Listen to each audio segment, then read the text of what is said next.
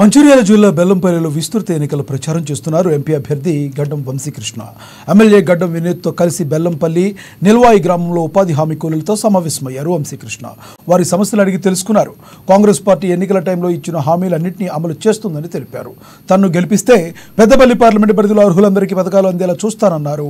స్థానిక సమస్యలను పరిష్కరించడంతో పాటు యువతకు ఉద్యోగ అవకాశాలు కల్పిస్తామని హామీ ఇచ్చారు వంశీకృష్ణ.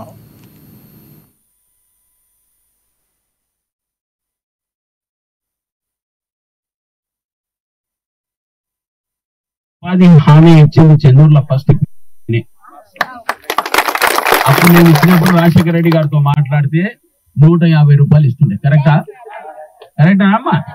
నేను స్వయంగా చెన్నూరులో పోయి గ్రామాలలో తిరిగి ఈ ఉపాధి హామీ తక్కువైతుందని మళ్ళీ పోయి ప్రైమ్ మినిస్టర్ తో మాట్లాడి అప్పుడే అయినా 150 రూపాయలు సరిపోతలేదు సార్, ఎట్లైనా 200 చేయని వాళ్ళని అప్పుడు చేసిన తర్వాత ఈ వేరే పార్టీ వచ్చిన తర్వాత బీజేపీ వచ్చి దాన్ని 200 దేనికే దాని 10 ఏళ్ళు తీసుకుంటారు.